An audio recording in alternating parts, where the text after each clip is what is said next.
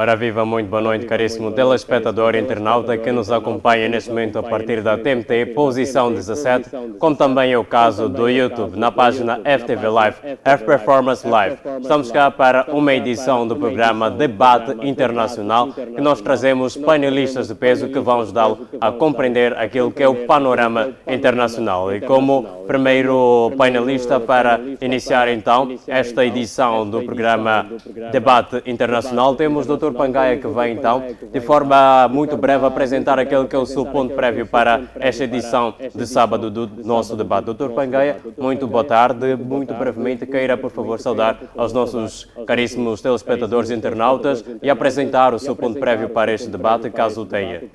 Boa tarde, Luís. Boa tarde, Dr. Supa. Boa tarde, Dr. Mulungu. Boa tarde, Dr. Saia. E boa tarde, telespectadores. Estamos aqui mais uma vez para podermos proceder o debate daquilo que é a geopolítica internacional e, sobretudo, também fazer a dissertação naquilo que é o contexto nacional.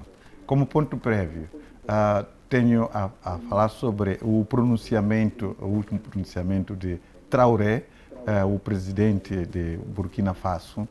Ele acabou soltando palavras chocantes relativamente ao homem que traiu o Gaddafi. Muammar Gaddafi foi presidente carismático da Líbia. Muammar Gaddafi apoiou bastante o regime de Yoweri Museveni no Uganda, ajudou Yoweri Museveni a ascender o poder, depois dele ter perdido nas primeiras eleições, e ele reclamou nessas eleições, até que com o apoio do Muammar Gaddafi, acabou, portanto, o Yoweri Museveni conseguindo ascender o poder no Uganda. E, seguidamente, Muammar Gaddafi apoiou Yoweri Museveni a constituir o melhor exército daquele país e, inclusivamente, apoiou em termos financeiros para a reconstrução do Uganda. No entanto, a dado momento, quando Muammar Gaddafi anunciou na Cimeira da União Africana, na altura era a organização, portanto, da Unidade Africana, ele propôs uma ideia de querer unir a África, ser Estados Unidos de África. Essa ideia não foi agradável por parte do Yoweri Museveni, porque ele, acima de tudo, pretendia manter o poder dentro do país dele, e ele, ao perceber esse pronunciamento do Muammar Gaddafi, começou a perceber que provavelmente não seria ele o líder de tais Estados Unidos de África. Foi a partir dali em que Yoweri Museveni começou a poder se juntar com os Estados Unidos, com o Ocidente no geral, e uma vez que partilhava a inteligência militar da Líbia, porque a Líbia estava a apoiar o Uganda, daí que os Estados Unidos, assim como a mídia, aliás, a segurança europeia, encontrou um espaço para poder conseguir apanhar pontos fracos do Muammar Gaddafi. Então foi muita pena que o Yoweri Museveni, tendo sido um líder que recebeu o maior apoio do Muammar Gaddafi, e por fim acabou entregar Muammar Gaddafi ao Ocidente, dos Estados Unidos, e ter terminado naquela situação. Foi triste ouvir esse pronunciamento do Traoré. Recentemente, ainda, portanto, foi no dia 20 que ele teve esse pronunciamento a denunciar quem traiu Muammar Gaddafi. Muito obrigado. Muito bem, muitíssimo obrigado, Dr. Pangaia. Passo então a palavra ao Dr. Mulungu para também cumprimentar os caros telespectadores e internautas nesta edição do programa Debate Internacional e apresentar aquele que é o seu ponto prévio para esta tarde. Muito boa tarde, doutor. Boa tarde, Feliz.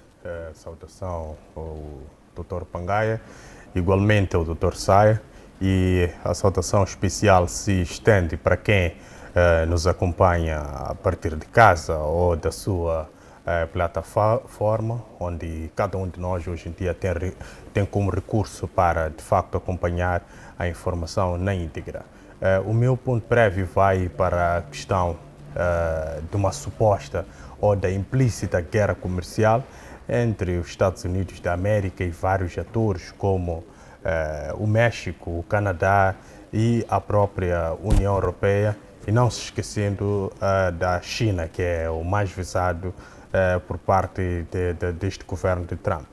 Essa questão da guerra comercial, ela aparentemente parece algo que é irracional, porque essa aplicação de taxas exorbitantes a produtos que vêm desses países que mencionei, ela de facto prejudica o performance de várias empresas dentro dos Estados Unidos da América, mas em boa virtude ela beneficia aquilo que é a própria economia americana, porque ela fecha-se a produtos que são produzidos, na qual a própria América também produz o mesmo tipo de produto. Então, aplicando esse nível de taxas significa que é uma medida protecionista. E desta medida protecionista, os americanos podem, de facto, aderir àquilo que é a produção interna. Mas aqui priva-se uma questão de um direito fundamental na qual cada cidadão tem um direito de escolha. Ou seja, tem que haver, a nível do mercado, um leque de produtos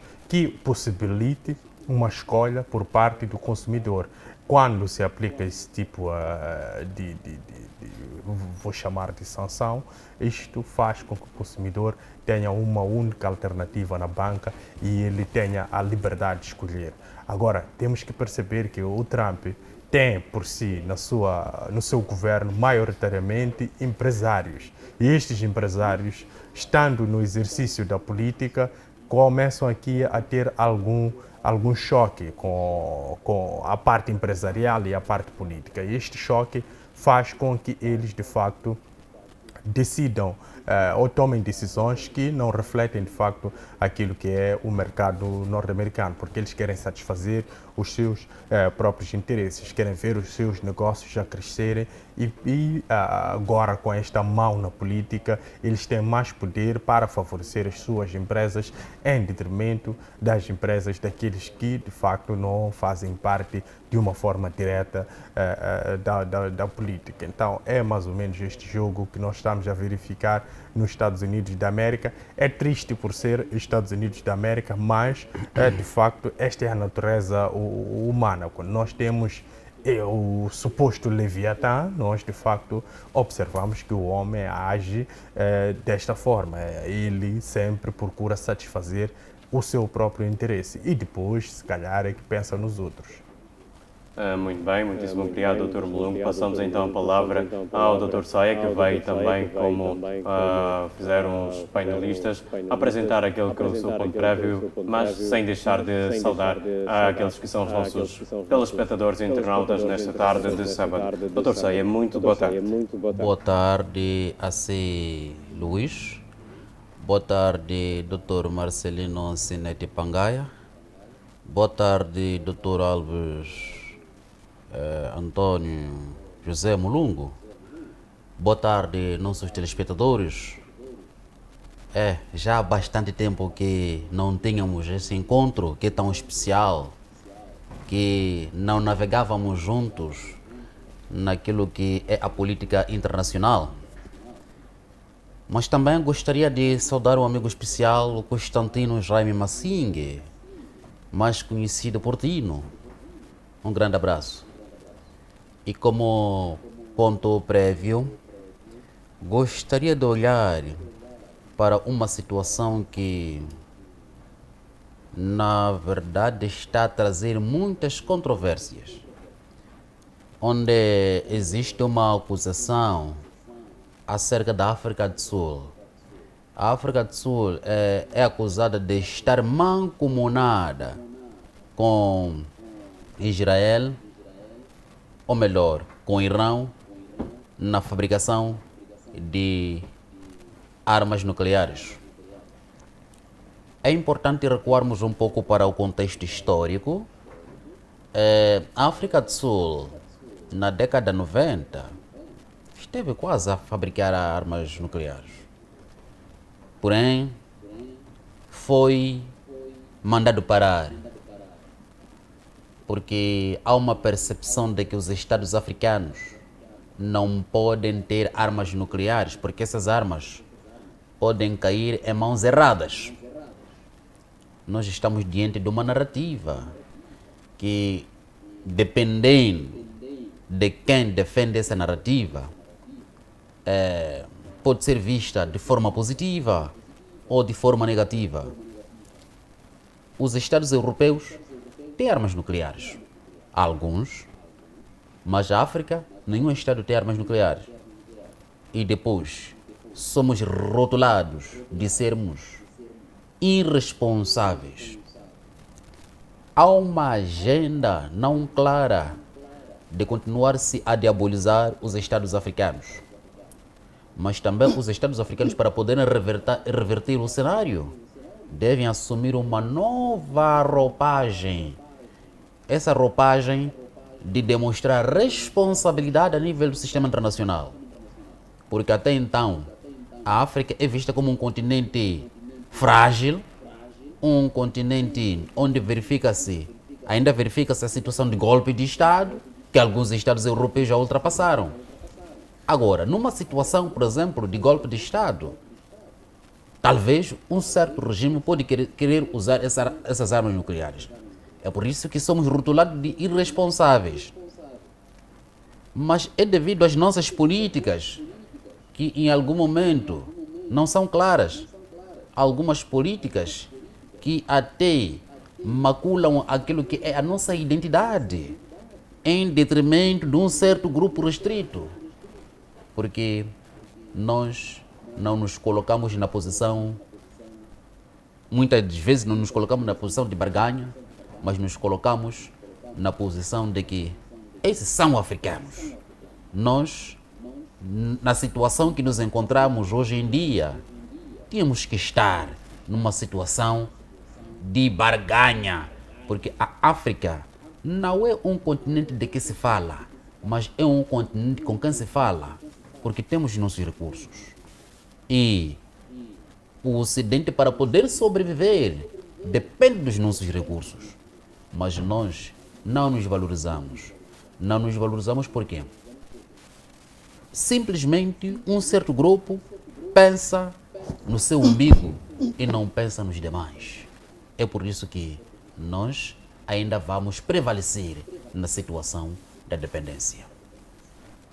Muitíssimo obrigado, Dr. Saia, como também aos painelistas que já estão então apresentados aqueles que são os pontos prévios para esta tarde de sábado no debate internacional. E sem mais demoras, nós vamos então partir para aquele que é o nosso primeiro tema em debate, que tem que ver então com a trégua de 30 dias da guerra entre Rússia e Ucrânia. Depois de 2 anos de uma guerra intensa em que houve danos não apenas materiais, como também humanos, Rússia e Ucrânia decidem então entrar numa trégua de 30 dias. Eu vou então voltar para o Dr. Pangaia para dar entrada neste primeiro tema com a pergunta de fundo.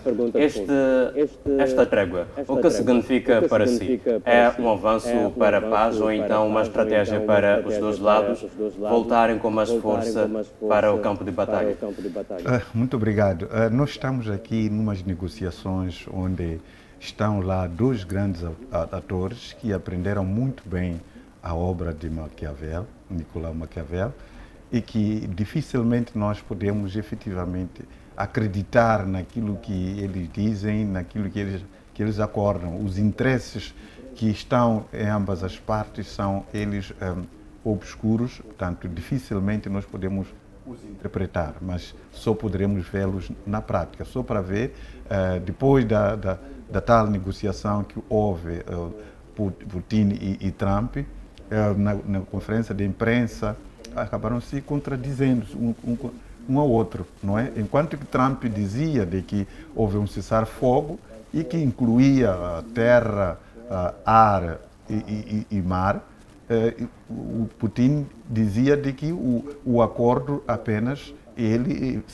exigia-se apenas para não atacar as instalações energéticas. Então tivemos situações dessa contradição entre os dois, para além de que logo que tiveram esse acordo de ambas as partes, segundo os mídias, disseram que a Rússia acabou fazendo um ataque imenso à cidade de Odessa, onde lançaram cerca de 214 drones, não é?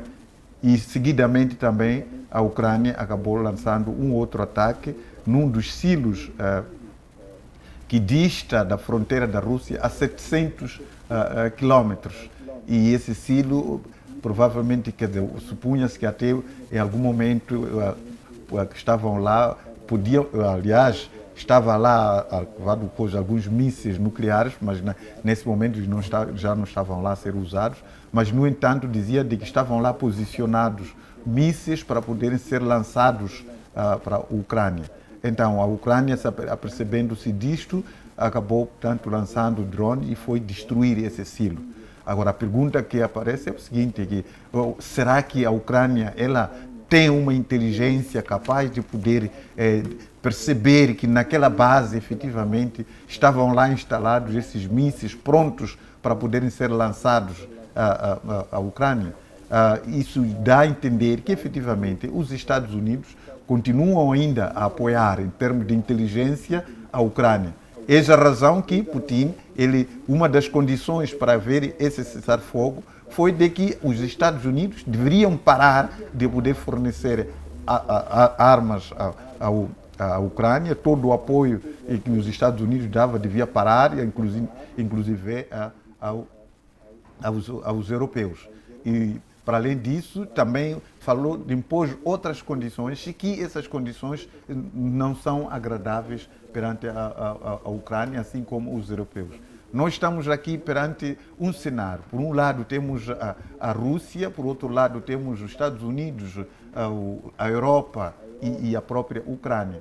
A Rússia praticamente ela ganhou a guerra, não é? E que a Ucrânia neste momento arrisca-se a perder mais territórios em face dessa situação dele continuar a fazer esses ataques, porque os ataques que estão a aparecer aqui neste momento é pura simplesmente para poder fazer desacreditar o acordo que foi estabelecido com o Donald Trump e dizer que, afinal de contas, a Rússia, mesmo esse ataque que se diz ter acontecido da Rússia, provavelmente é um ataque orquestrado pelos europeus, porque interessa à Europa aquela guerra poder continuar, não é? E por conseguinte, dar coisa. Esta é a razão que Trump, por todas as coisas que Trump nós apelidávamos a ele, nos últimos momentos parece estar a aparecer aquilo que é o interesse real de Trump.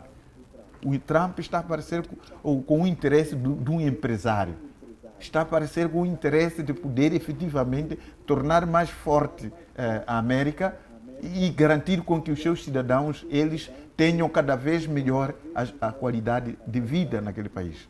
E em algum momento até Trump pode estar no seu posicionamento atual ajudar os países da periferia a poder se desenvolver também. Se for a ver quem que efetivamente está por detrás da roubalheira no mundo, é a Europa. É verdade que os Estados Unidos eles têm também algum interesse, mas ele procura de alguma forma fazer alguma negociação. E se houver líderes que têm capacidade, que nem o Putin, a negociação com os Estados Unidos pode trazer valores acrescentados para os países. Já é diferente daquilo que está a acontecer a cooperação com os europeus. Os europeus eles estão praticamente interessados em poder, por exemplo, o continente africano, recolonizar o continente africano. E que neste momento praticamente está a proceder desta maneira. A Europa não está a aceitar, por exemplo, constituir fábricas de refinaria dos nossos recursos, de transformação dos nossos recursos, não está a aceitar tudo isso. Então, é a mesma situação que neste momento está a dificultar o cessar-fogo na Ucrânia, porque por um lado o Zelensky, ele com o apoio dos europeus, ele não está a ter a leitura do que os europeus efetivamente pretendem com a Ucrânia. É verdade que também os Estados Unidos pretendem tais terras raras lá na Ucrânia, mas onde a Ucrânia poderia estar a ganhar era efetivamente lutar para que esse cessar-fogo seja efetivo e lute-se para poder terminar com aquela guerra. Porque, ao continuar aquela guerra, a Ucrânia cada vez mais está a se arriscar de poder perder mais territórios. Logo, o Dr. Pangai acredita que esta trégua de 30 dias é uma oportunidade para o alcance da paz e não como uma forma de se encontrar estratégias para se voltar ao combate. Olha, se concordar efetivamente com as cartas de Putin, não é? Porque ele diz que o cessar-fogo só pode ser para questões do sistema energético, das instalações energéticas, por compreender que hoje está a chegar o momento que vai haver muito frio na Ucrânia. Então, ao poder continuar a destruir as instalações energéticas, isso é contra os direitos humanos. Então, ele disse que as tréguas só podem parar ali, porque ele colocou várias condições. Procurou saber quem queria controlar os 2.000 quilômetros de fronteira com a Ucrânia para poder garantir o tal cessar-fogo. Quem que havia de poder efetivamente controlar os ucranianos a não atacar e a própria Rússia. Então, para ele, acha melhor que o cessar-fogo seja um cessar-fogo efetivo. É verdade, para esse cessar-fogo de 30 dias, só seria para casos das instalações energéticas apenas. Quer dizer que o resto, a guerra ainda continuaria. Então, isso aí tudo nos indica que é algo benéfico para ambas as partes, sobretudo para a Ucrânia. Muito bem, muitíssimo obrigado. Dr. Mulungu, agora estou consigo. Acredita-se que a Ucrânia, ou melhor, que Kiev, pode estar numa situação talvez de perigo. O que significa esta pausa para a própria Kiev e para o Ocidente num contexto em que são 12 anos de guerra? Bem, esta pausa para o plano militar para Kiev é uma oportunidade para poder se rearmar Kiev.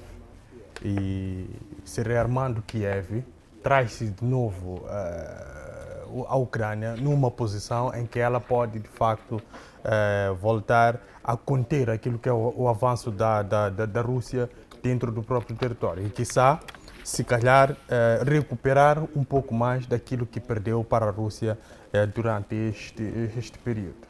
Esta é a ideia basilar desta trégua para a Ucrânia.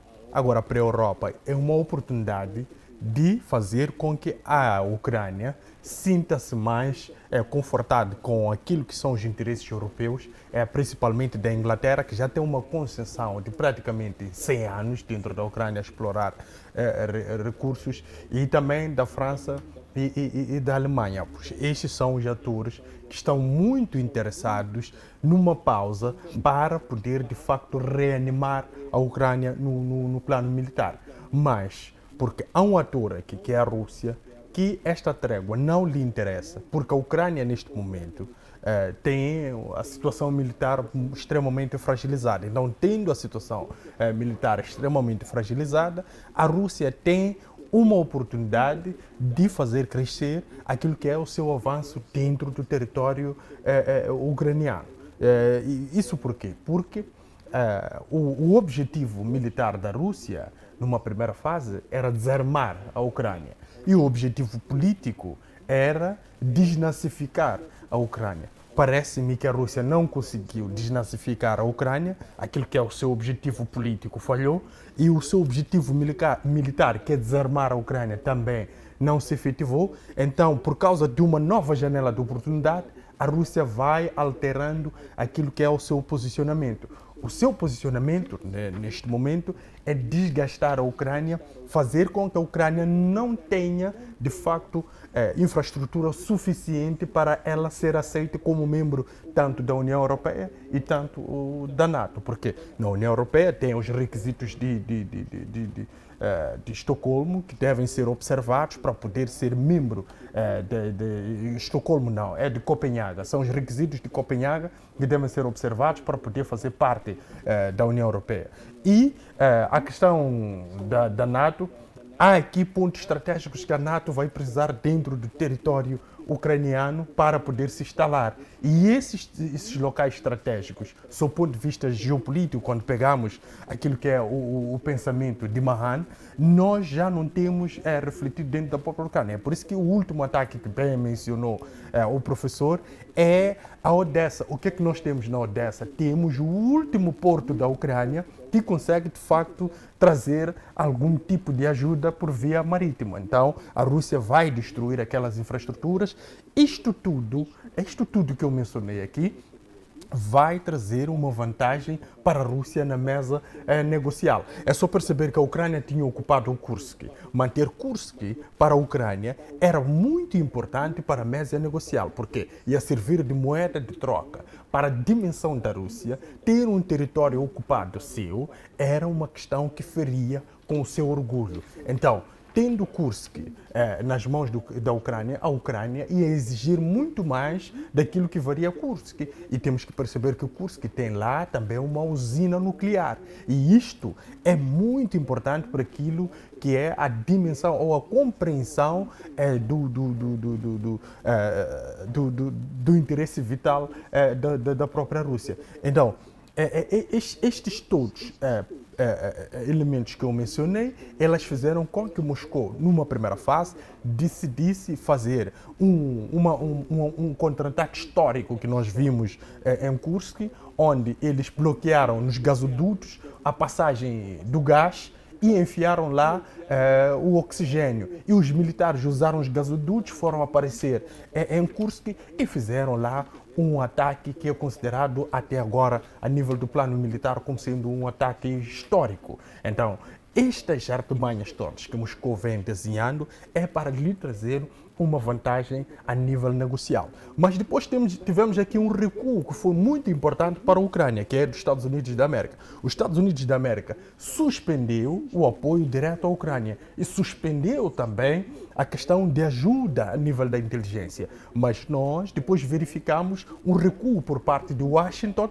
nessa questão da inteligência. Daí que eles voltaram a fornecer o equipamento tecnológico. Quando digo equipamento tecnológico, é que a recolha de informação e processamento ele é usado com uma tecnologia avançada. Então precisa de quê? De homens da CIA a operar esse tipo de equipamento para poder dar informação exata de onde a Rússia tem uma pretensão em criar um determinado tipo de ataque. Daí que o professor também levantava a ideia de que a Ucrânia deve ter tido informação sobre onde estavam estacionados mísseis que iam ser projetados dentro da própria Ucrânia. Daí que ela fez um ataque antecipado. Então, nós ainda temos esta componente que é crucial, que é a de informação a ser proporcionada à Ucrânia, e isto, de facto, vai fazendo com que a questão dentro do terreno ela continue numa situação em que a Rússia mantenha elevadíssima a sua desconfiança. Agora, a ideia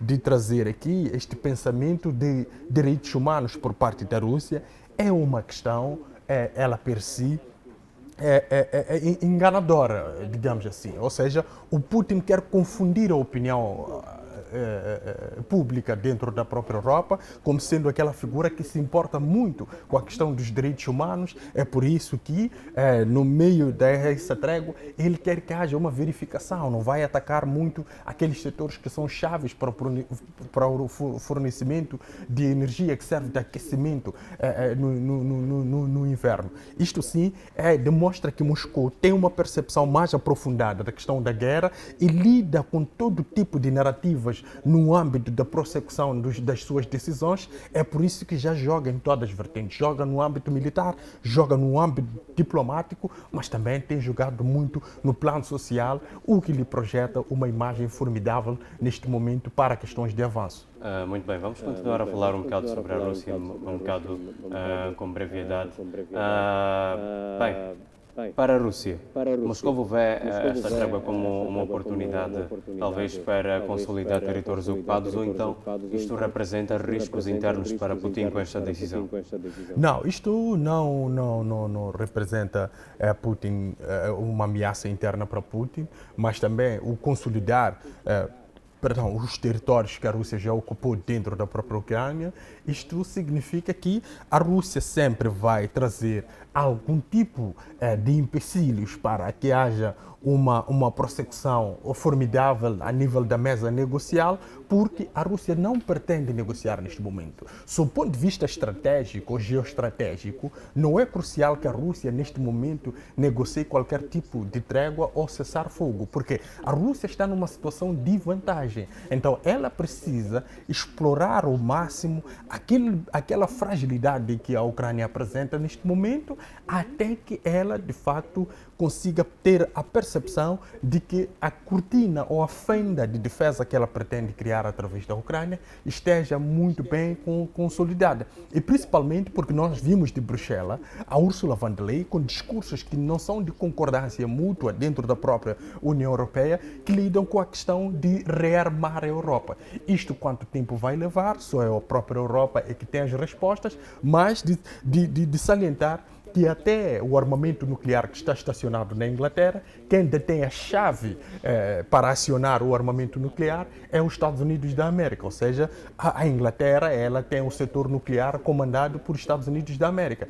O ator que resta é a França, daí que nós vimos aqueles discursos todos do Macron, mas que não vão de encontro àquilo que é o interesse do Viktor Orban, e depois temos a Alemanha, já tem um novo chanceler, depois temos a Meloni, que também tem um outro tipo de posicionamento, ou seja, é uma Europa que demonstra-se cada vez mais dividida, porque durante muito tempo emprestou a sua soberania a organizações como a União Europeia e a própria NATO. E agora não consegue desassociar aquilo que é o seu interesse individual, sob o ponto de vista estatal, e aquilo que é o interesse do grupo que é arrastado a um precipício na qual pode não ter volta. Muito bem. Caríssimo Saia, a Rússia está a resistir então a esse assunto. O que acontece se a guerra continuar em termos de consequências econômicas e políticas para Putin? Olá, há um dado muito importante que nós temos que trazer aqui quando se fala do conflito russo-ucrânia. Antes de avançarmos muito para a resistência da Rússia naquilo que são as sanções, é importante aqui trazermos uma abordagem que é tão interessante naquela guerra.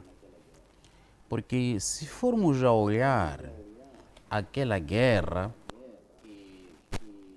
a Rússia não chama de guerra, mas chama de uma operação especial, que na verdade, a um dado momento isso levantou muitas narrativas, porque houve guerra de narrativas onde vários grupos denominaram aquela situação ou adjetivaram aquela situação de vários nomes, mas que na verdade é uma guerra, porque é uma luta armada e sangrenta entre grupos organizados.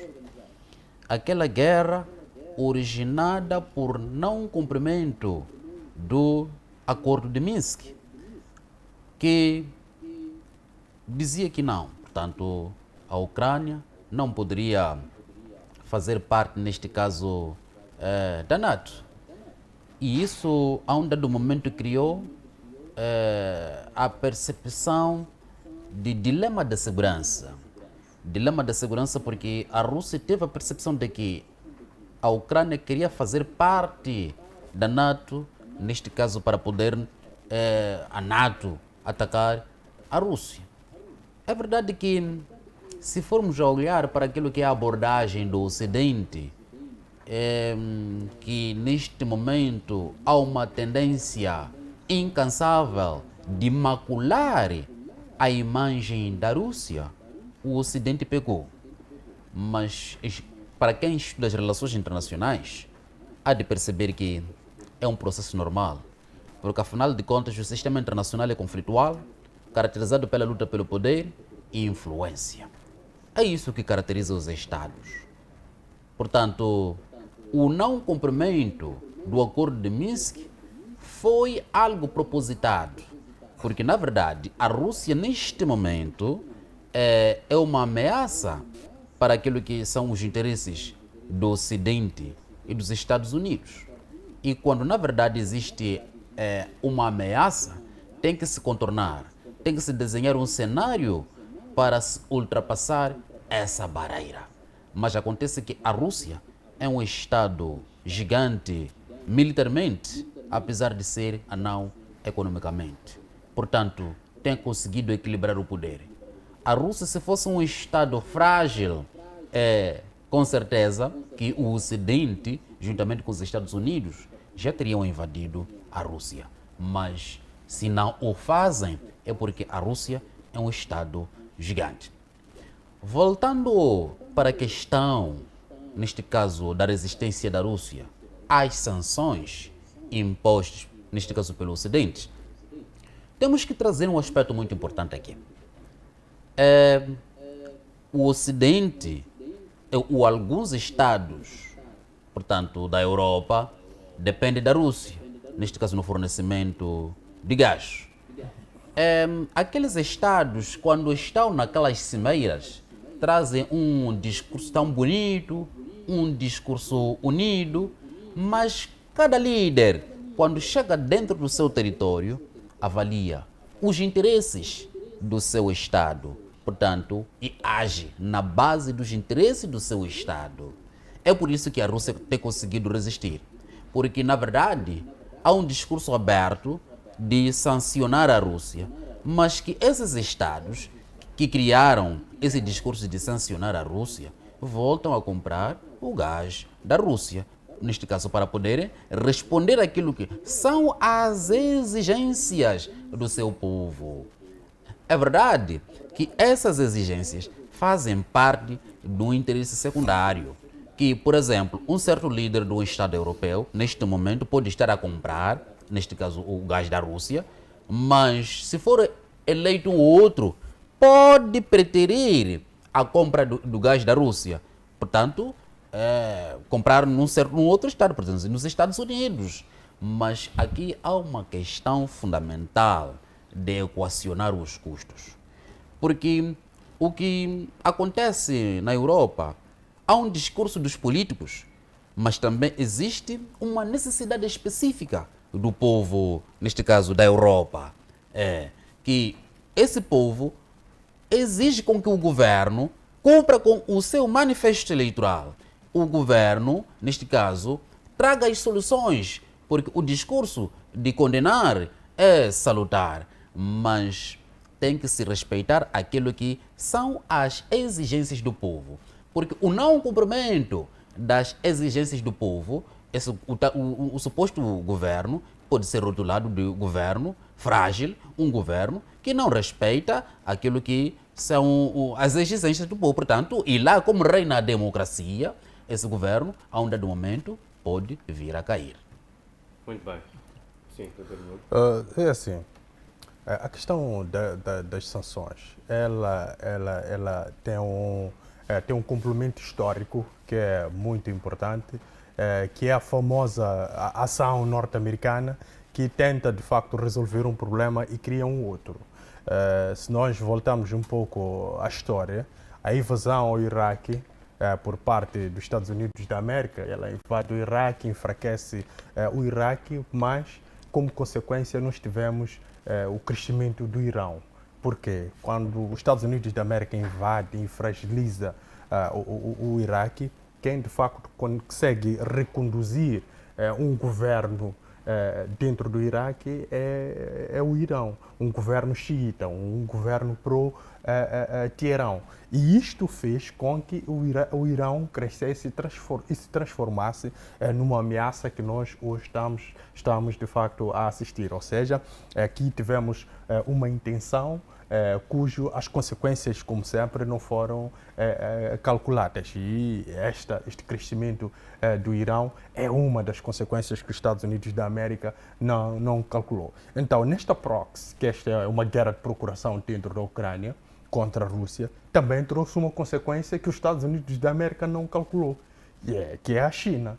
Quem se beneficia, de facto, desta guerra é a China, porque vai comprando o gás russo a preços muito reduzidos. E isso é muito benéfico para a indústria chinesa. E isto vai fazer com que a China produza mais está numa competitividade com os Estados Unidos da América e com a Europa, mas os seus custos de produção de produtos são extremamente baixos, daí que ela consegue trazer um produto a nível do mercado a preços que já não são competitivos comparativamente ao mercado europeu e comparativamente ao mercado americano. Então nós percebemos que será muito difícil asfixiar a Rússia neste momento com essa questão das sanções. É algo histórico. Nunca se viu um Estado a sobreviver a tantas sanções. Fala-se de cerca de 11 mil e tal sanções contra esta própria Rússia. Mas, do lado, a Rússia tem também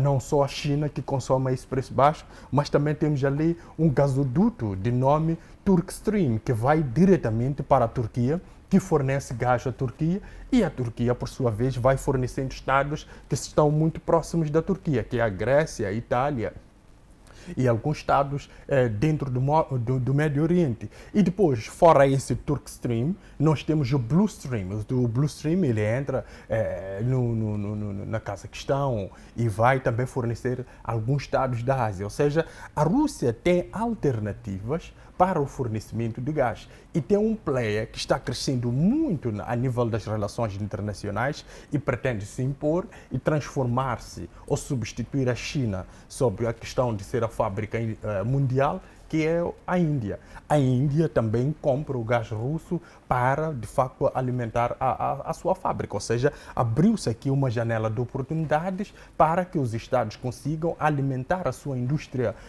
de transformação e, de facto, posicionar-se a nível internacional com uma pujança diferenciada em detrimento daquilo que é a estipulação de preços a nível dos Estados ocidentais ou do Ocidente coletivo. Então, o que nós observamos são essa questão de consequências que não foram observadas ao criar esta questão de guerra de procuração por parte norte-americana. Sim, se calhar até... Okay. Sim, se calhar só apenas para poder acrescentar sobre o erro que Joe Biden cometeu. Ele até, devido a essa guerra com a Ucrânia e as sanções que foram impostas, acabou criando um casamento sólido China e Rússia. Um casamento que os Estados Unidos sempre procuraram evitar que isso acontecesse. Porque a união da Rússia e China acaba criando um sufoco para o esforço norte-americano no concernente, mesmo na economia, assim como na parte militar.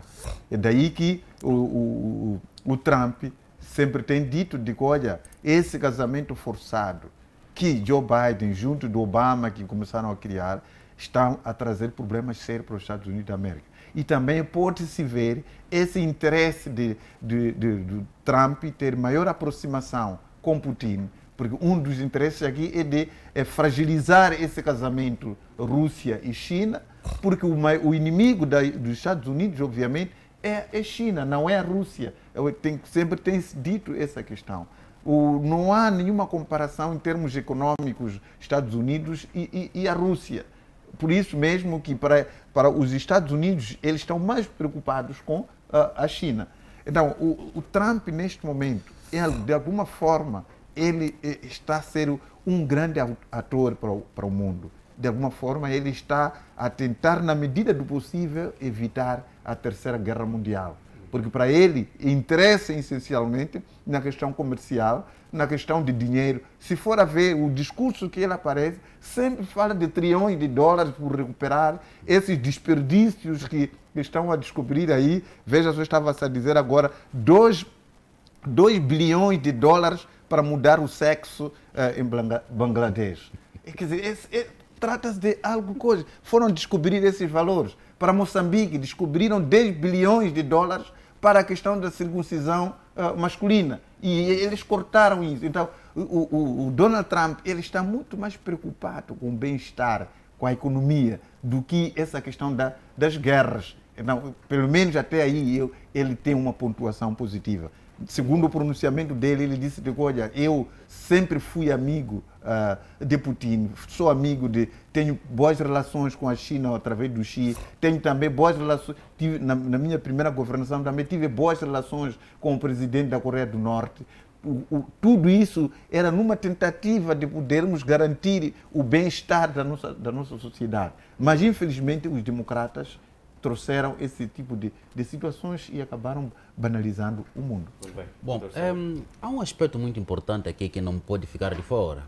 Na verdade, quando falamos de sanções, a Rússia está a sofrer sanções que, pronto, podem estar a surtir efeitos, assim como não. Eu vejo aqui dualidade de tratamento.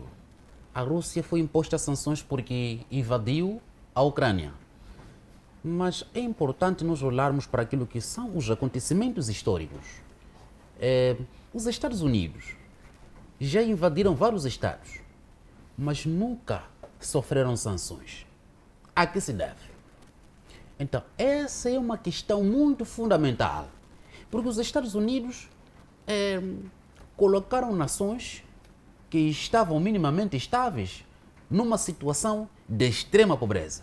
E depois, os estados do mundo ocidental aparecem com o discurso de desenvolver esses estados.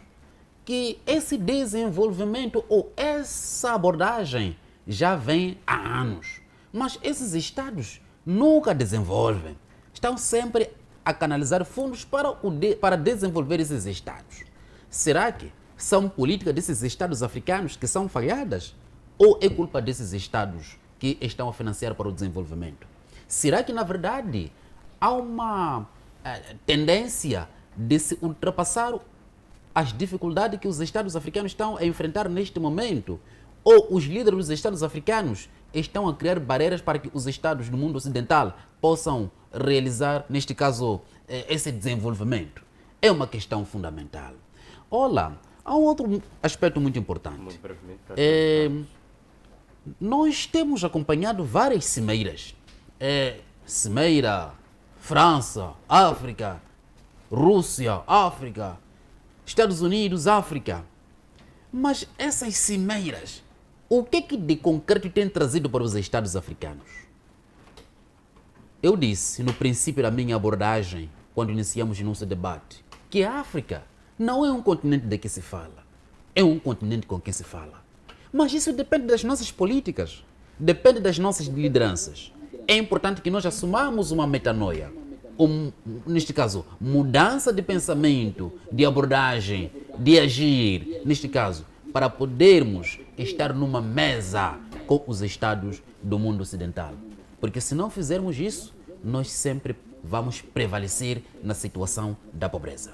Muito bem, muitíssimo obrigado, caríssimos painelistas, por apresentar então as suas declarações em relação a este primeiro tema que já foi discutido, mas nós vamos então fazer a transição para o segundo tema. Vamos discutir sobre as relações entre os Estados Unidos da América e a África do Sul, como também o diálogo de paz entre o grupo M23 e a República Democrática do Congo. Eu volto então para o Dr. Pangaia para então iniciar novamente o nosso debate neste que é o segundo tema, com uma pergunta de fundo. A África tem sido pressionada pelos Estados Unidos da América para manter as relações com então, o Ocidente. No entanto, a África do Sul procura sempre manter os seus laços com a Rússia e também com a China. Como é que isso pode afetar a posição da África do Sul globalmente? Sim, olha, em relação a este ponto, o Dr. Sayer começou no seu ponto prévio a falar do interesse que a África do Sul tem de poder produzir armas nucleares, que já havia iniciado, mas, no entanto, foi mandada parar. Então, este sonho deve existir ainda por parte dos sul-africanos. E como os Estados Unidos têm uma inteligência bastante forte, provavelmente esse sonho deve estar a ser desenvolvido dentro da África do Sul, e os Estados Unidos apercebeu-se disto e daí existir essa querela que estamos a ver nos últimos dias. Isso acaba, portanto, agravando pelo fato da África do Sul fazer parte dos BRICS, onde está lá a Rússia, China e que são uma balança com os Estados Unidos da América. Daí que, havendo esse interesse e, sobretudo, a África do Sul estar aliada às nações portadoras de armas nucleares, obviamente que, se calhar, até a Rússia pode estar, neste momento, a ajudar a África do Sul a produzir suas próprias armas nucleares. Então, essa situação pode não aparecer aqui à vista, mas como esses países têm segurança bastante forte, têm inteligência bastante forte, pode estar a situação de azedar neste momento as relações África do Sul e Estados Unidos pode estar na origem do ponto prévio que o Dr. Saia acabou de se referir. Olha, Moçambique chegou a explorar urânio em Tete, ali na zona de Matema. Até no 74, as minas de exploração de urânio ainda funcionavam, mas depois de transferência de poder para o primeiro governo moçambicano, aquelas minas foram encerradas, mandaram encerrar as minas. Quem quiser pode visitar, vai encontrar lá inclusive um acampamento dos trabalhadores que estavam lá, a casa do diretor, dentre várias outras questões, até hoje. Por que disso? Porque começaram a ver de que havia interesses a partir do urânio que estava a se explorar ali para poder desenvolver alguma indústria nuclear. E a partir dali os donos do mundo acabaram impedindo que Moçambique prosseguisse com a exploração do urânio aqui.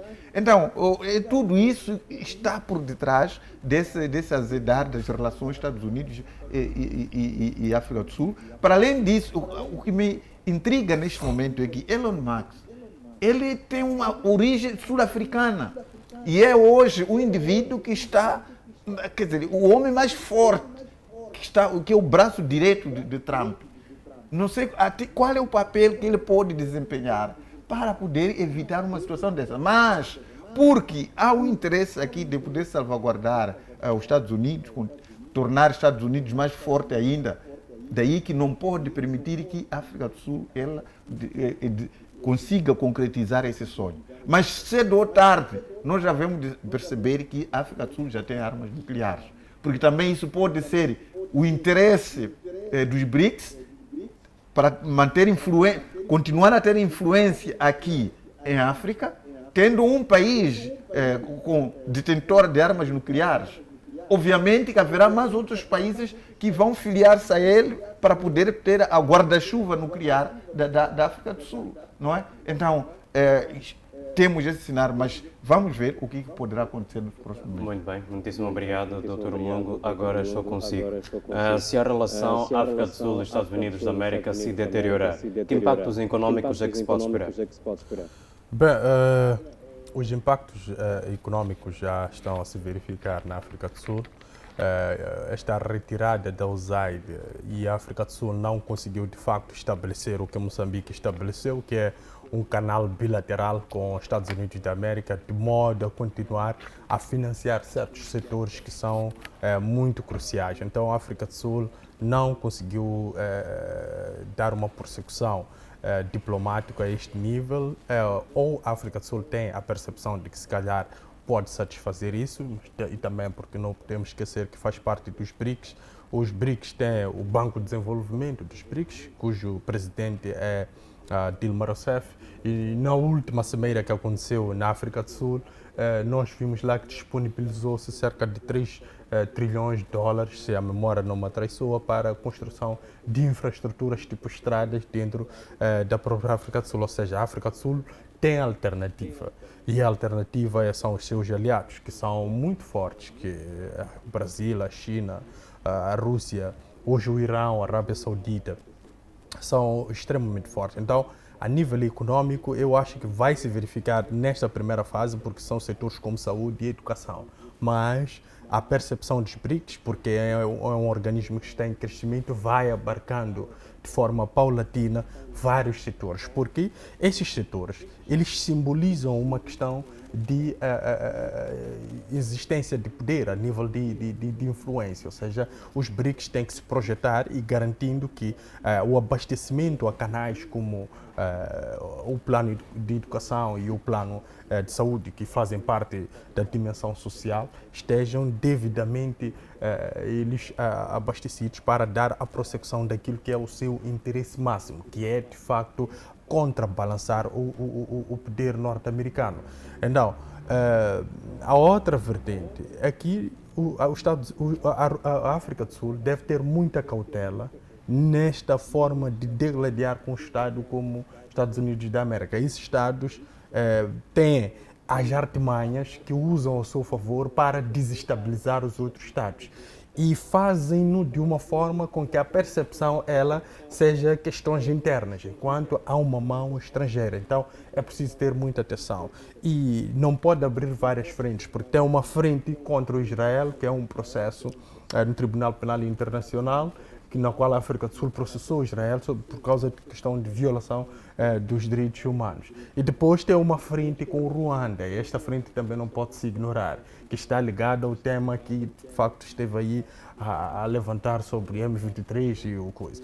Depois temos também esta frente com os Estados Unidos da América, ou seja, a África do Sul neste momento está sobre 3 frentes, e essas 3 frentes podem desgastar a África do Sul, e nós percebemos nas últimas eleições que a ANC já não tem uma legitimidade como tinha outrora, e principalmente com a perda de figura como Nelson Mandela, e a ANC não conseguiu de facto fazer valer ou se aproveitar ou tirar proveitamento político dessa imagem do Mandela, porque a África do Sul de uma forma natural transformou Mandela num ícone da nação, ou seja, ele já não é um ícone somente do partido ANC, ele é um ícone da nação. Então vai se dividindo aqui da questão estritamente do ANC. Então trazer um ganho através da sua imagem, isto também está fora de questão. Então há que haver esta atenção por parte de Cyril Ramaphosa, porque teve que fazer aqui uma coligação para constituir um governo. Nas próximas eleições pode ter uma surpresa da ANC cair, e nós estamos a ver isso a nível regional, que há uma queda dos regimes libertadores e, de facto, tendo em conta essas frentes todas que mencionei, isso pode acontecer de uma forma imediata dentro da própria África do Sul. Então, várias frentes são desnecessárias, são irracionais, é preciso ter sempre muita cautela a nível diplomático e principalmente, sobretudo, em questões discursivas, porque isso é que projeta muito o Estado através das palavras das suas lideranças. Muito bem, muitíssimo obrigado. Dr. Saia, estou agora consigo para fazer uma pergunta já no contexto do grupo tido como rebelde M23. Kigali tem sido então acusado de receber, ou melhor, de dar apoio financeiro e talvez outras vertentes ao grupo M23, que é tido como rebelde, tal como anteriormente já tinha avançado. No entanto, se este conflito continuar, o que é que se pode esperar? Ou é uma escalada regional? Olá, é importante nós olharmos aquilo que são os interesses de cada Estado e também a situação econômica de cada Estado. Ruanda é um país que está a imprimir um desenvolvimento dentro do seu território, quase em todas as dimensões. Se formos acompanhar aquilo que é o processo da educação de Ruanda, quase sempre que há uma graduação num país de referência na área militar, está lá sempre um ruandês. É sinal de que Ruanda está a trabalhar. Mas há um aspecto muito importante da geopolítica. Costuma-se dizer que os estados não dormem, porque todo aquele estado que for a dormir, por mais que tenha relações saudáveis com seu vizinho, a qualquer momento pode desaparecer.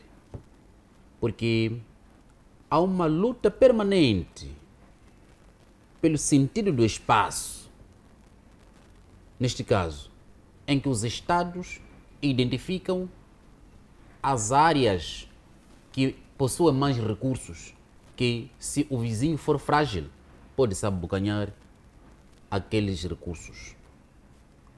Nós acompanhamos em 2014, quando a Rússia anexou Crimeia, é que, na verdade, os portos da Rússia, na sua maioria, durante o longo período de ano, tem gelo. Portanto, não facilitava para escoar os seus produtos através de navios e para o treinamento dos seus soldados. É por isso que anexaram Crimeia. E neste momento, Ruanda, supostamente, está a financiar o movimento M23, neste caso no Congo. Pode ser uma estratégia. Então, o que o Congo deve fazer? Congo tem que se reequipar. É verdade que neste momento existe uma negociação entre Ruanda e Congo no sentido de se ultrapassar o melando, de se ultrapassar aquela confusão. Mas se Congo não se rearmar para poder defender aquilo que são os interesses, neste caso é o interesse primário, que é o interesse nacional de Congo, que esse interesse não pode ser mudado. Por mais que ocorra um regime change, não pode se mudar. Porque o líder que for entrar lá, se não observar o interesse primário de Congo ou aquelas regiões com recursos vão desaparecer. É por isso que surgiram várias teorias para poderem explicar o porquê da guerra. A guerra surge porque alguns estados pretendem se impor nos outros estados frágeis. Querem abocanhar os recursos. Ruanda é um território tão pequeno, portanto, ambiciona os recursos que Congo tem. Mas Congo, para não poder perder esses recursos, tem que se rearmar. Porque se continuar na situação de que não, Ruanda é nosso vizinho, portanto, estamos numa situação salutar, a qualquer momento pode desaparecer. Então, aqui o jogo é desenhar-se um cenário para defender-se a segurança do Congo. Porque é verdade que vão surgir vários discursos, mas serão discursos de entretenimento, discursos que não vão trazer nenhuma solução. Por mais que haja, neste caso, uma paz momentânea, sempre haverá uma guerra futura. Aqui já estou a evocar as palavras do Galtung, quando define paz. Diz que a paz é intervalo entre duas guerras, é resultado de uma guerra anterior. Porque o mundo sempre está numa desconfiança permanente. Os estados estão numa desconfiança permanente por causa do poder. O que está em jogo, os recursos que Ruanda precisa do Congo, é jogo do poder, para poder manter-se e criar influência na região e talvez no sistema internacional. Desculpe, mas será que efetivamente Ruanda é que está a se aproveitar o melhor possível dos recursos da República Democrática do Congo? Provavelmente, Ruanda, ele pode sim, mas em grande medida, Ruanda pode ser um instrumento ocidental, sobretudo a França, para poder pilhar os recursos na República Democrática do Congo. No meu ponto prévio, eu estava a dar aqui a traição de Yoweri Museveni a Muammar Gaddafi para aquela morte brutal que nós assistimos, não é? O Ocidente coletivo, ele tem estado sempre a usar essas estratégias de encontrar um país africano para servir de instrumento de destruição do outro país africano. Kagame, neste momento, ele pode estar a servir os interesses do Ocidente coletivo para poder garantir a pilhagem de recursos naturais da República Democrática do Congo. Eu não estou a ver uma indústria bélica que Ruanda ele tenha para poder conseguir equipar o M23 do jeito como ele está, que recentemente acabou tomando aquela cidade estratégica de Goma, da República Democrática do Congo. Então, o que está a acontecer aqui, efetivamente, é que o Kagame, ele é um estratégico, efetivamente. Ele está a ter um ganho aqui, mas o maior ganho está no Ocidente coletivo. Veja aquela linha férrea que que está projetada para construir a partir de lá do porto de Angola, que vai atravessar a República Democrática do Congo, vai para a Zâmbia e vai terminar aqui em Moçambique, para poder pilhar os recursos de todos esses países aqui. E Moçambique, o que está a ter neste momento? Cabo Delgado, uma situação que não estamos a ter. Essa linha férrea que está nesse momento a ser projetada, a sair da Angola, que vai atravessar a República Democrática do Congo, vai passar pela Zâmbia e vem Moçambique. O Ocidente coletivo já tem uma imagem dos recursos existentes que vai poder escoar isso para ter aquele porto de lá de coisa. Então, neste momento, o que nós temos que perceber aqui é que os líderes africanos, eles devem despertar e sair dessa situação de poder destruir outros países africanos. Hoje, nesse ponto que dizia, perdemos um grande líder, que é o Muammar Gaddafi. Muammar Gaddafi tinha-se disponibilizado de poder doar maior valor do orçamento da União Africana para constituir-se Estados Unidos de África. E isso criou aquela situação de ódio por parte de Yoweri Museveni, que foi um grande amigo de Gaddafi. Então, é nesse contexto que nós temos que colocar aqui um ponto de interrogação sobre esse potencial da República do Ruanda de poder conseguir equipar o M23 ao ponto de estar a ocupar aquelas grandes cidades. E essa também é uma chamada de atenção do nosso próprio país.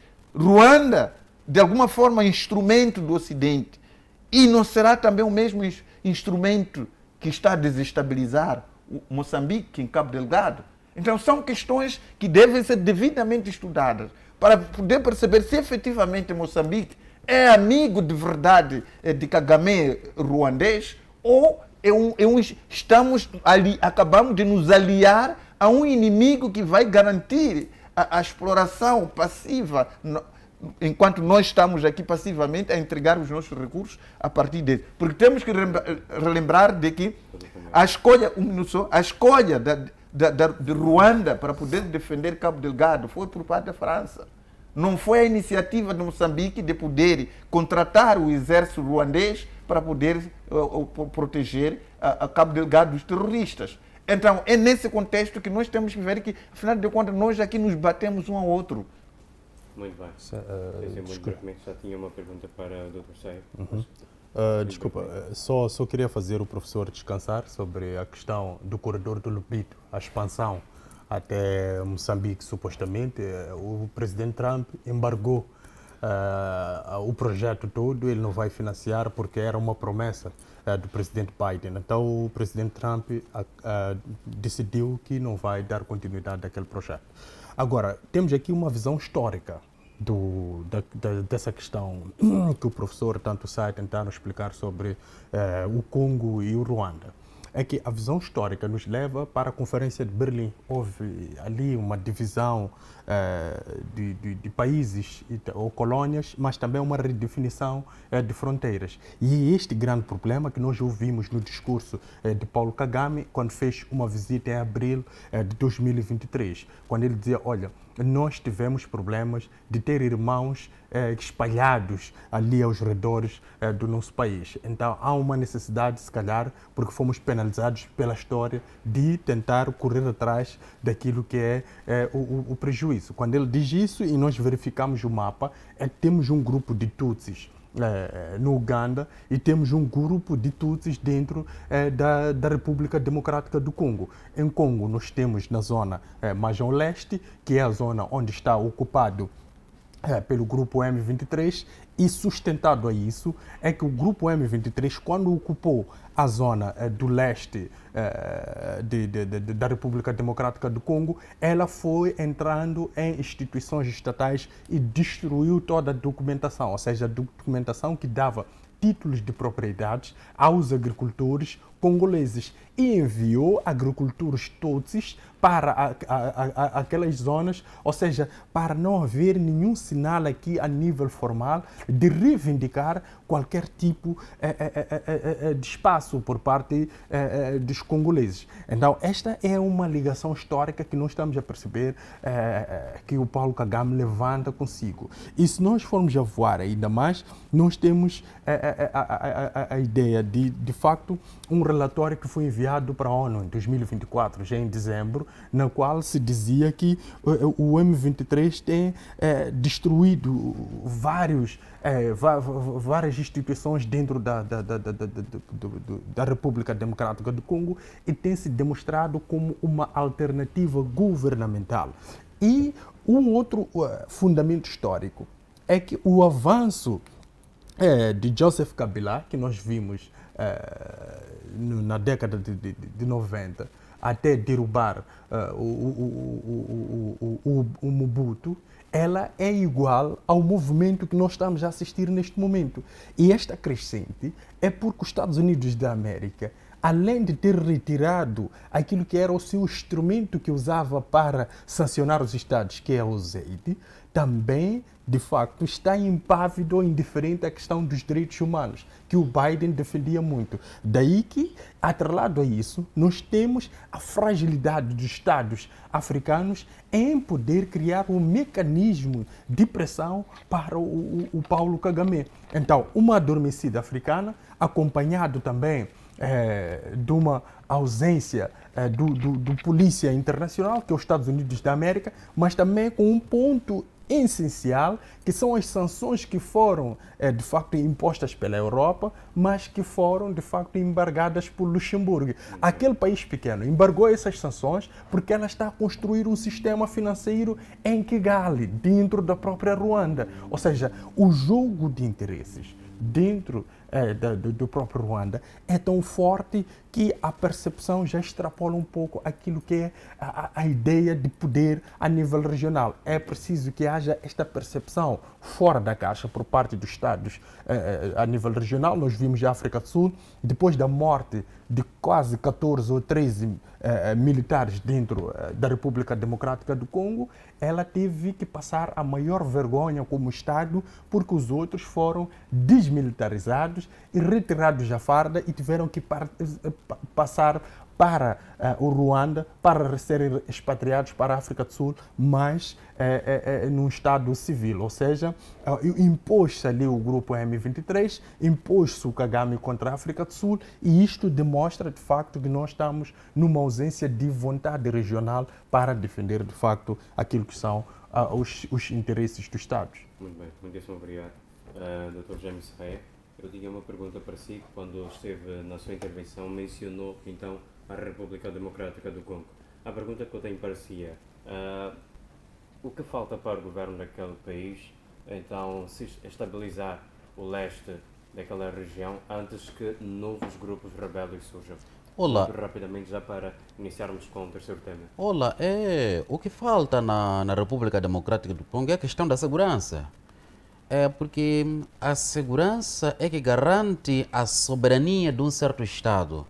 É verdade que se quisermos falar da soberania, um Estado tem que dominar a economia, tem que dominar neste caso a defesa e a questão da diplomacia. Mas o que falha na República Democrática do Congo é muito mais a questão da segurança. Se formos a olhar para o contexto histórico, alguns estados já desapareceram porque não tinham segurança. Há um exemplo que sempre gosto de dar aqui de Savonarola. Savonarola, que foi um bispo e sofreu um golpe de Estado porque não tinha exército. Confiava apenas em Deus. É necessário confiar-se em Deus, mas é preciso ter-se os homens que vão garantir a segurança. Porque o Estado que não tem segurança ou não tiver segurança, a qualquer momento vai desaparecer.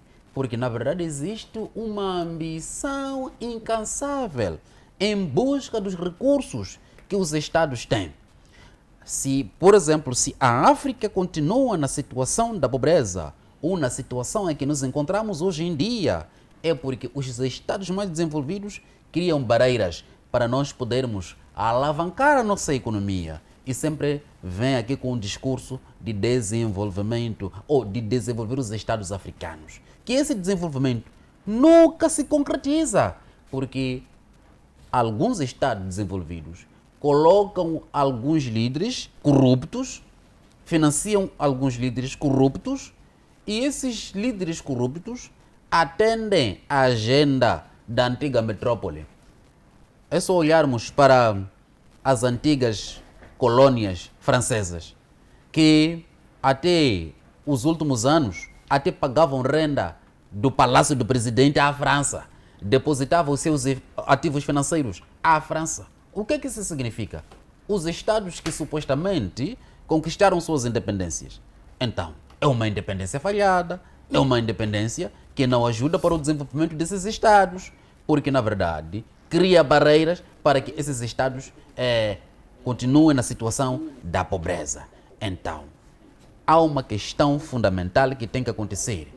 Ou urge que os estados africanos adotem uma metanoia, uma mudança de pensamento, um despertar, para que a África seja um continente respeitado, não sendo um continente onde a antiga metrópole vem simplesmente para buscar os recursos, mas que os recursos que os estados africanos possam responder àquilo que são as aflições dos africanos. Porque encontramos africanos que, a um dado momento, alguns, em certos estados, vão para a Europa e trabalham em situações deploráveis, porque aqui não tem aceitabilidade, não tem aceitação, porque os recursos que nós temos não estão a nos beneficiar, mas beneficia um certo grupo e a antiga metrópole.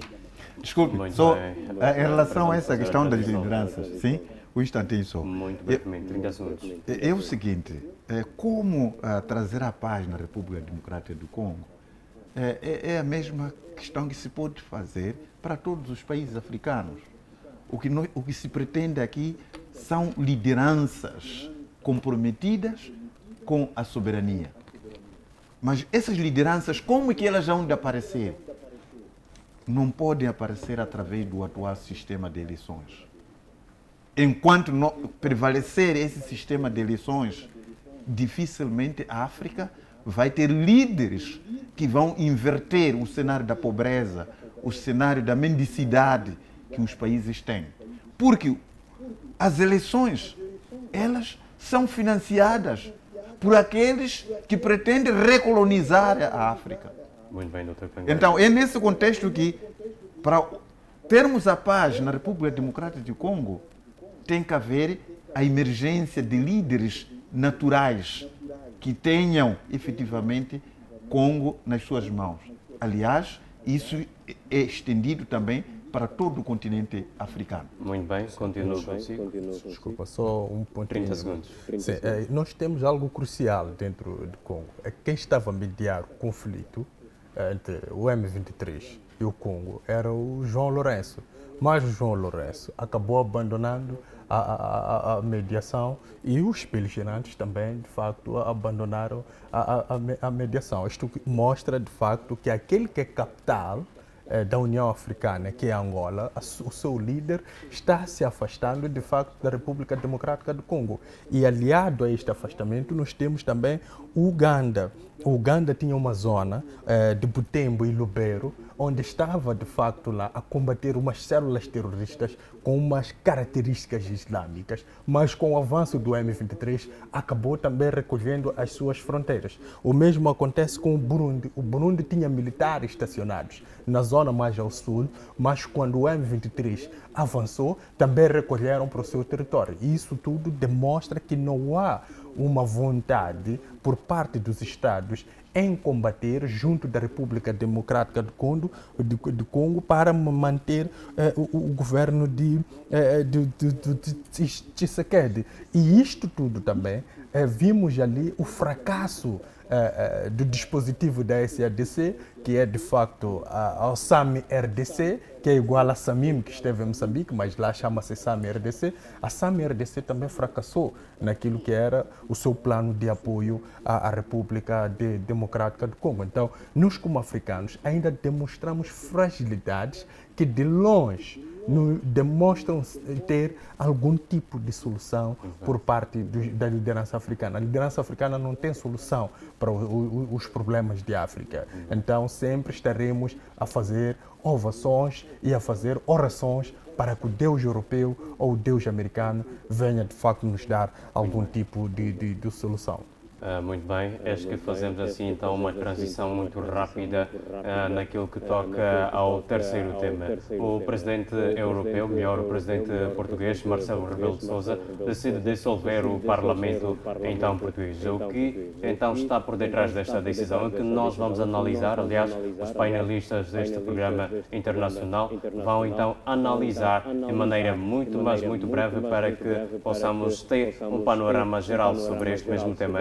E começo novamente com o Dr. Pangaia, sempre então a iniciar aqueles que são os temas para este espaço de debate, com uma pergunta talvez de fundo e também pode ser a única deste mesmo tema.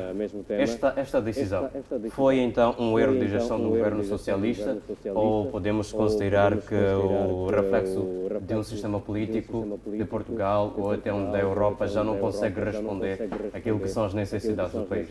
Não, olha, dá-me a entender que Portugal está a praticar uma verdadeira democracia, não é? Os dirigentes portugueses, eles estão conscientes que quando ocupam um determinado cargo, eles são obrigados a serem auditados.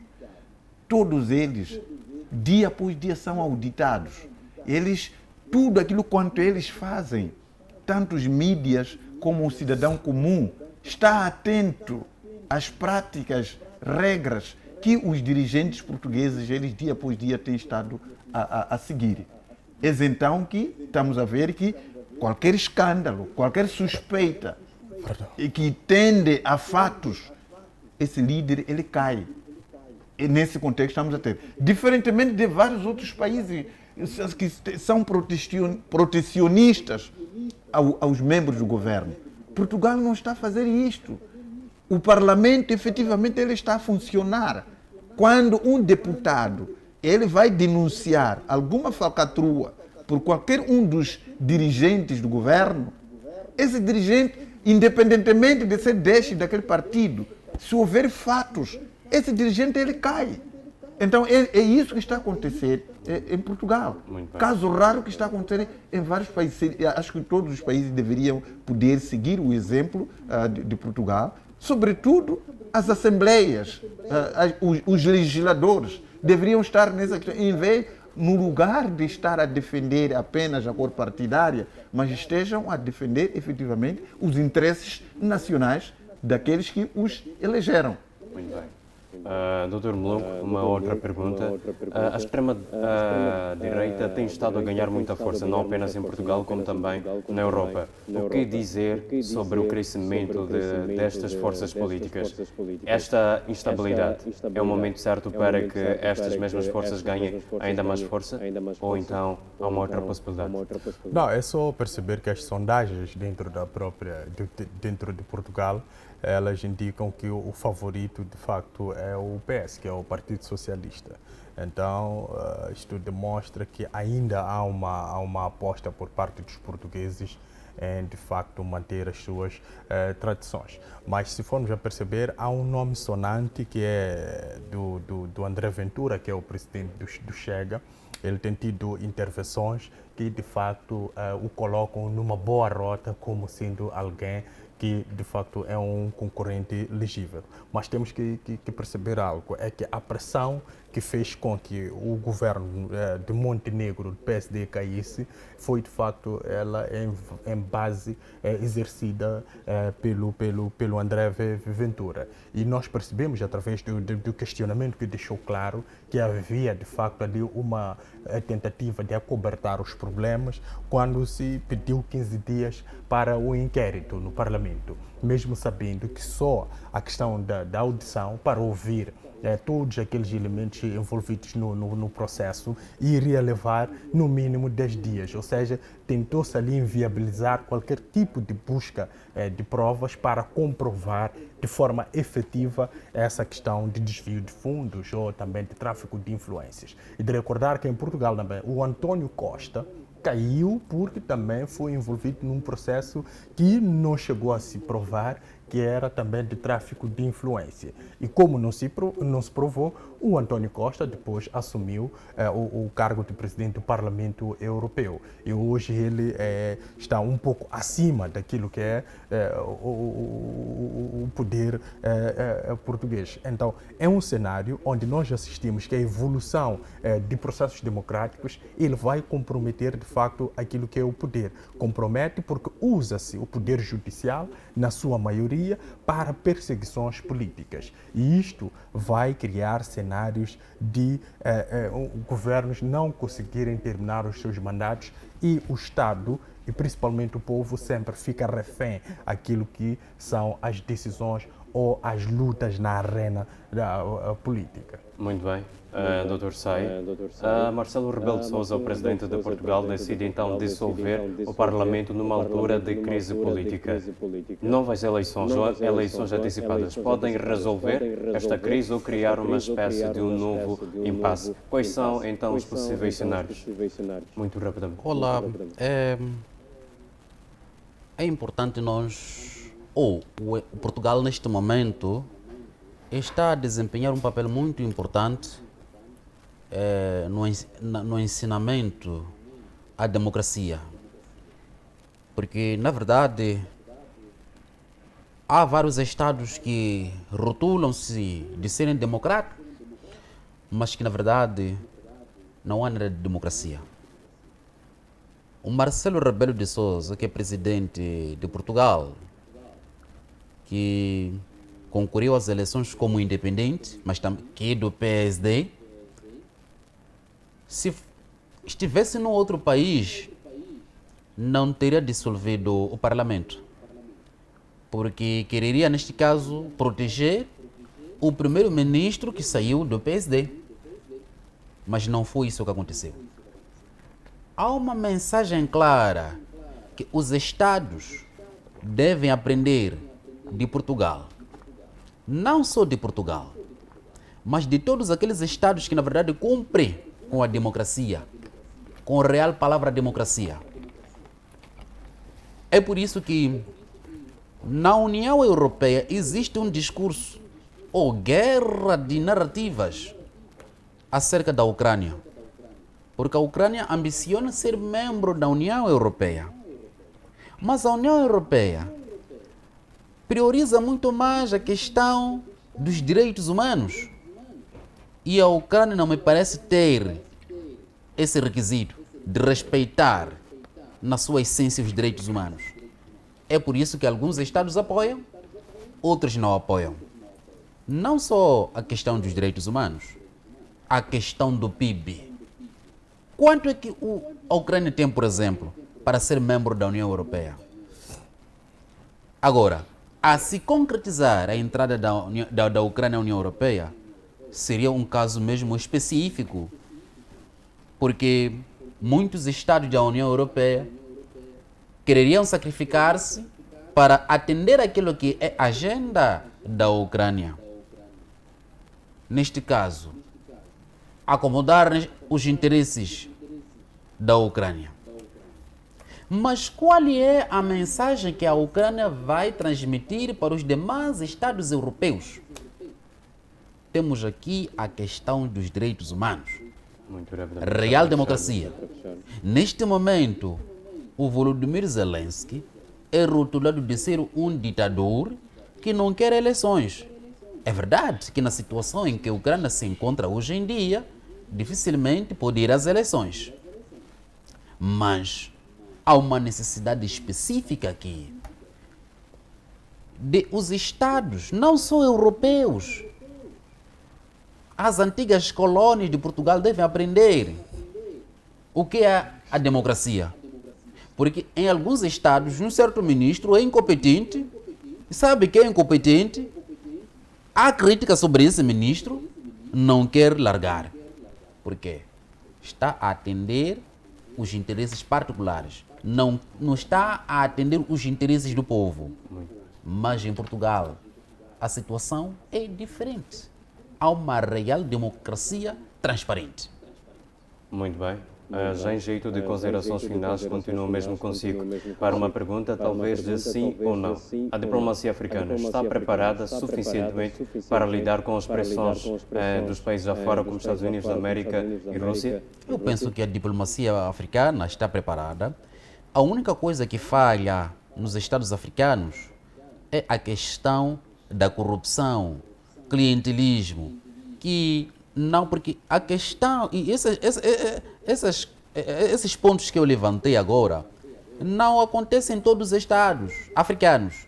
Existem alguns estados africanos que respeitam o seu povo, que não tem corrupção, ou se existe a corrupção é de uma forma mínima, mas noutros estados a questão da corrupção atingiu o zênite, atingiu o ponto mais alto. Mas também nesses estados onde existe a corrupção, encontramos uma diplomacia sólida, onde esses estados conseguem conversar, conseguem dialogar com as grandes potências, mas isso acaba não se refletindo dentro desses estados, porque é um discurso vazio, um discurso que acaba não se refletindo nos interesses do povo. O povo continua na situação da pobreza. O povo continua a lamentar-se. O povo continua a fugir desses países. Os cérebros acabam fugindo desses estados, porque esses cérebros são vilipendiados e acabam trabalhando na Europa como garçonetes, como pessoas quaisquer, quando na verdade poderiam contribuir para o desenvolvimento desses estados africanos. Muito bem, Dr. Mulungu, a mesma pergunta já para encerrar muito brevemente. A diplomacia africana está preparada suficientemente para lidar com pressões externas, como as dos Estados Unidos da América e da Rússia? Preparado como tal, não diria, porque a nossa diplomacia ela ainda está num processo de crescimento e é preciso que haja um acompanhamento. Quando digo acompanhamento, é que o desenvolvimento dos Estados ela esteja sempre a acompanhar este canal, os canais diplomáticos, porque quando os Estados são frágeis, a diplomacia ela tem muito tem espaços menores de manobra para conseguir, de facto, dialogar em pé de igualdade ou estabelecer-se em qualquer tipo de diálogo diplomático com estados como os Estados Unidos da América. E isto emana da fragilidade. A título de exemplo, é esta mesa negocial que nós temos, de facto, envolvendo a Rússia e os Estados Unidos e a própria Ucrânia, onde a Europa parece não ter espaço. Isto é pela fragilidade institucional, ou seja, não há o respeito à soberania. Então, quando não há um respeito à soberania, a sua capacidade diplomática também é muito reduzida, porque não há um respeito por aquilo que é o seu posicionamento como Estado. Então, nós ainda estamos em um processo evolutivo. É verdade que é muito lento, devido a vários aspectos, como os aspectos que levantou o Dr. Saia, como a questão de clientelismo, de corrupção, porque a questão do clientelismo é que mina, a questão do nepotismo é que mina, porque nós ainda temos a percepção de que, se calhar, os mais competentes, como não são da nossa confiança, não podem estar, de facto, a exercer uma posição de um chefe de missão. Então, temos sempre que escolher aqueles que são da nossa confiança. Eu acho que temos que quebrar esses mitos e, de facto, buscar aqueles que são competentes. E outra ideia que deve se eliminar na nossa diplomacia africana é que os mais velhos é que exercem a diplomacia. Eu creio que há muitos jovens que tem uma capacidade de compreensão do movimento dos Estados a nível internacional, que tem de facto esta possibilidade de colocar um Estado como Moçambique, com os recursos que tem, em boas rotas comerciais ou que de desenvolvimento a nível internacional. Muito bem. Dr. Pangaia, começou o debate, agora vai terminar. A diplomacia africana está preparada para responder à aparição dos países como Estados Unidos da América e Rússia? Muito brevemente. É o seguinte, a diplomacia africana ela é baseada no jogo de propaganda mentirosa ideológica. Estamos perante líderes que estão a poder implementar regimes mafiocratas, regimes gangsteristas, que acaba, portanto, reduzindo numa pobreza absoluta ao seu próprio povo. Então, não podemos confiar nos atuais líderes africanos, gangsters, atuais líderes africanos, mafiosos, que pura e simplesmente estão a trabalhar para o Ocidente, onde vão comprar armas para poder matar o seu próprio povo. Muito bem. Muitíssimo obrigado, caríssimo telespectador e internauta, por nos ter acompanhado então nesta que foi a edição de sábado do programa Debate Internacional. Agradecemos igualmente aos nossos painelistas que trouxeram então declarações que com certeza poderão ajudar o caro telespectador e internauta a compreender aquele que é o panorama internacional. E é dessa forma como nós encerramos este mesmo programa, com a promessa de voltar no próximo sábado, na próxima edição, então com mais temas para si, que com certeza vai poder estar envolvido, como também debater, não apenas em sua casa, como também na rua, no seu trabalho, na escola, na faculdade ou em qualquer outro ponto. Nós voltamos então no próximo sábado. Para já desejamos que tenha um ótimo final de semana e por que não desejar um final de semana abençoado. Até lá.